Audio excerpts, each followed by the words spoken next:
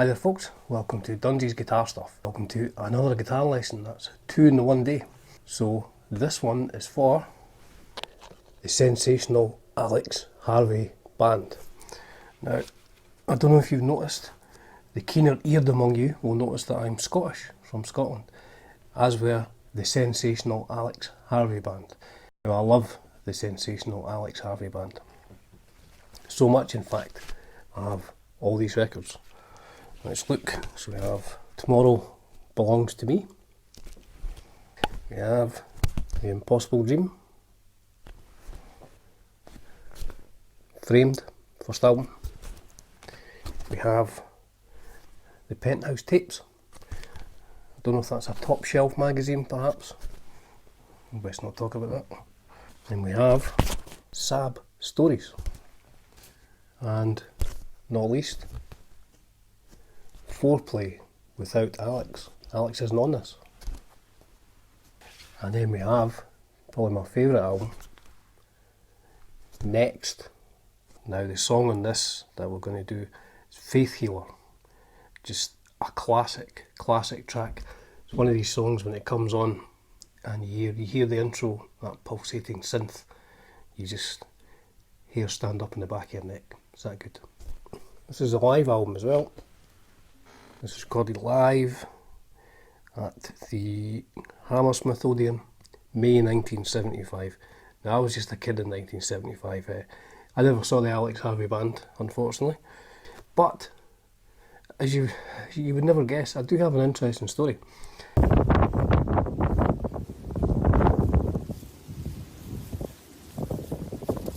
In 1993, the three guys out of the Alex Harvey Band, it was Zal Cleminson, guitar player, Chris Glenn, the bass player, Ted McKenna got the band back together and they called themselves the Sensational Party Boys. I suppose they didn't want to call it the Sensational Alex Harvey Band because Alex has sadly passed away a few years before. So they did a couple of gigs and my band, the Joyriders, supported them in Edinburgh in 1993. Now on vocals they had Dan McCafferty from Nazareth, another great Scottish band, and Fish from Marillion. He came up and did a couple of songs. He sang Boston Tea Party. He definitely did that one. He covered that as well, I think, on one of his albums. Can't remember what else he sang. He only sang 2 songs. Dan McCafferty sang a few. And a girl I know, Jess, she sang a few songs as well. And it was great. And I got to meet Zal. I mean, I didn't say much. I just said, "Hi Zal, can I shake your hand?" And I got to shake Zal Cleminson's hand. He wasn't dressed like that. He was dressed reasonably conservatively, that's with a small c. He had been a taxi driver in London prior to the band reforming. So I said to him, I said, I love the Alex Harvey Band, can I shake your hand? There you go. Never washed my hands since. Now, I'm only joking. I have washed my hands since 1993. Now this guitar today is a 1972 Gibson S.G. Deluxe. My favourite thing about this is the Gibson stamped humbuckers. Only available 1972 I think on these. Zal was famous for, as well as painting himself like a flower, he was famous for playing a Gibson S.G. I think it was an S.G. Special. Nice guitar, and he had such a good guitar sound. Those P90s through Marshall stacks, just killer, really cut through the mix. Brilliant guitar player. One of my favourite guitar players actually. On to the lesson. So the song starts in this run of chords. It's G, D, and then an E, which I don't think he's playing the E major. I think he's playing this E here. 2nd fret of the D string and 4th fret of the G string. He's also adding in the 2nd fret of the A string to play that E chord. Then up to an F, then a C, then an A sharp, then an A, and then he catches the G note, 3rd fret of the E string, and then goes up to plays a D sharp. So play that intro.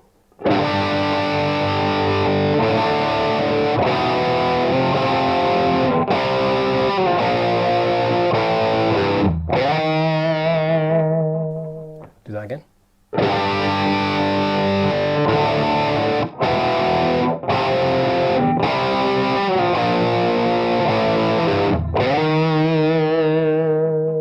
And it plays that 3 times at the beginning.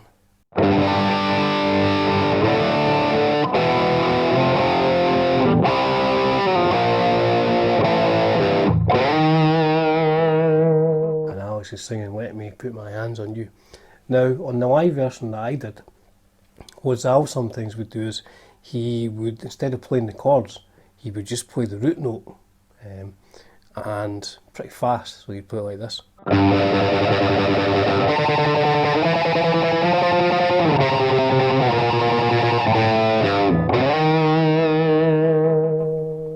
And again.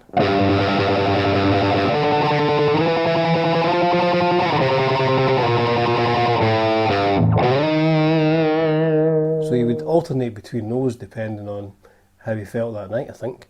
And that takes you through the intro, and that's what they play. Then the drums and the bass come in. Bass is just playing a D note all the way through the verse, that part. Now the chords that Zal plays, so he's playing an F chord, but the way he's playing it, he's playing the 5th fret of the G string and the 6th fret of the B string. What he's also doing, you can hear this, he's putting in his pinky down on the 8th fret of the top E string, which you can hear that ringing out.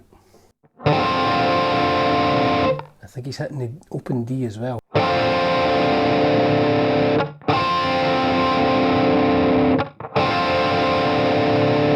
So the bass is pumping on a D note, and then Zal plays the chord. Then up 2, moves the whole thing up 2. And then down 2, this would be a D chord, the 2nd fret of the A string, G string, 3rd fret of the B string. Again, he's putting his pinky down 2 frets forward on the top E string on the 5th fret. Back to the first chord. So it goes like this.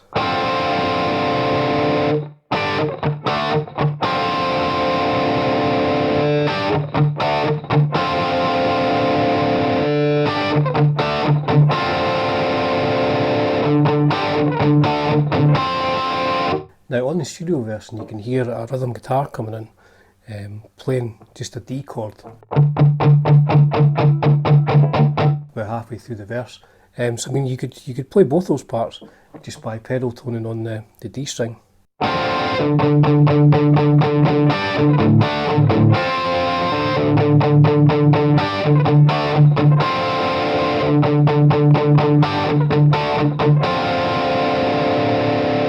Now on the last one, going into the bridge, he plays the 2nd chord, back to the D, then an A sharp to an A. So I'll play it coming out at the end of the verse. A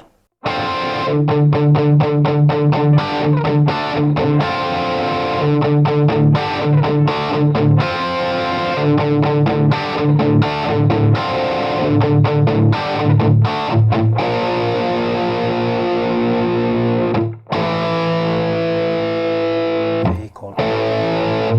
Hit that right that time. Then the next part, the guitar and bass double up on there.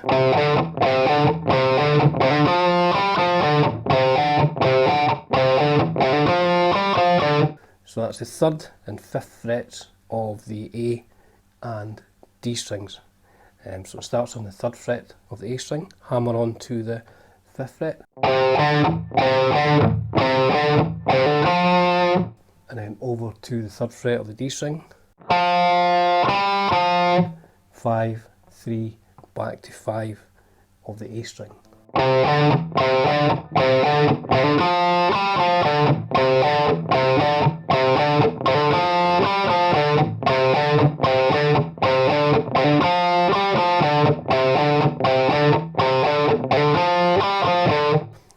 back into a verse again.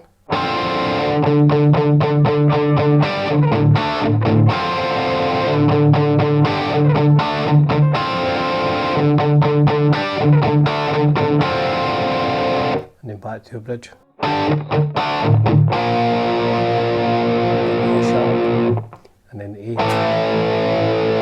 Then it goes back to playing the intro again, the G, D, E, F, C, A sharp again. So it's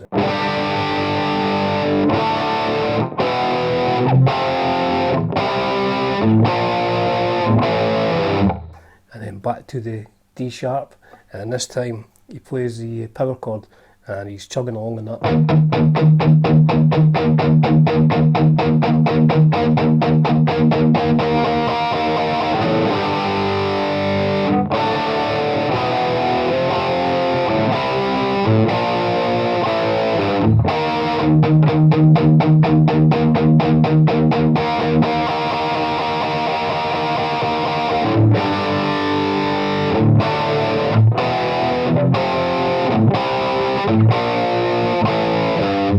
Now going into the solo, it's a keyboard solo, so luckily I won't have to play that. Luckily for both you and me. So the beginning to the solo starts. So it's the 3rd fret of the G string down to the 2nd fret of the G string, G string open, and then the 1st fret of the D string.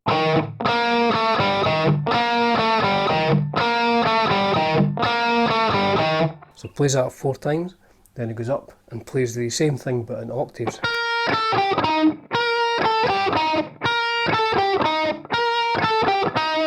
So it's the 11th fret of the B string down to the 10th fret of the B string, to the 12th fret of the G string, to the 8th fret of the G string.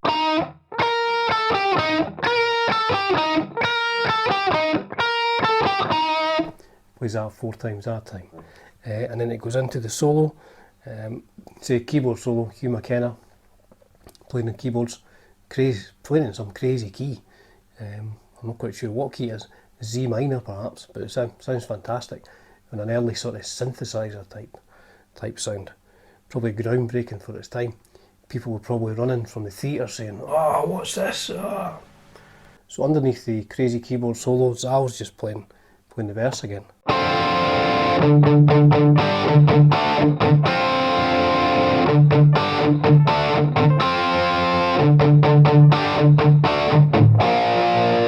Finishing on an A sharp, then A, and then back into the 3rd fret of the A and D strings again.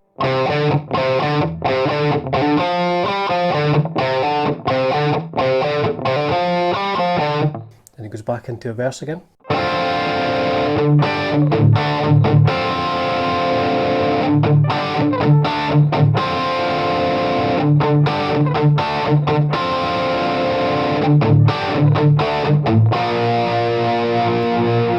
To the A sharp, to the A.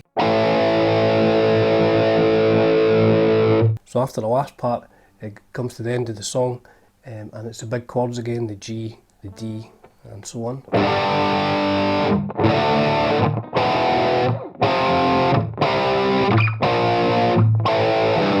To the D sharp.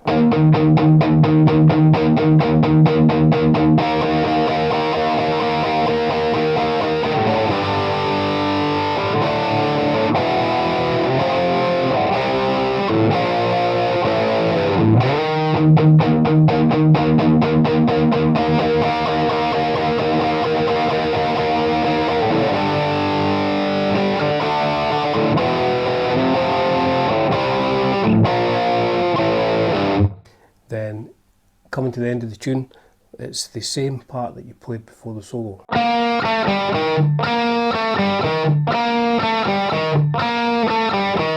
Now he plays 6 of them this time, so that was only 4, so another 2. And then back up to the octave.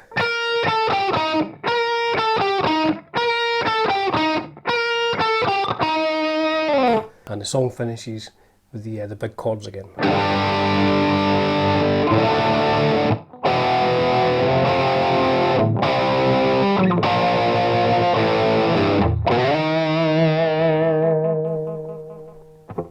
a big drum roll, and then it'll finish crescendo, finish on a D chord. Slide down. So there you have it, another guitar lesson, this time for the Sensational Alex Harvey Band. Now, I would definitely recommend checking out S.A.H.B, as they're sometimes known, the Sensational Alex Harvey Band. They really are such a great band. It's a real mixture of tunes they do as well. I mean, there's everything, show tunes to 12-bar blues to, you know, real epics. And if I was going to start anywhere, I'd probably start with this next. So start with that next. So thanks, folks, for tuning in, for watching, and hopefully for appreciating the Sensational Alex Harvey Band. Cheers for now.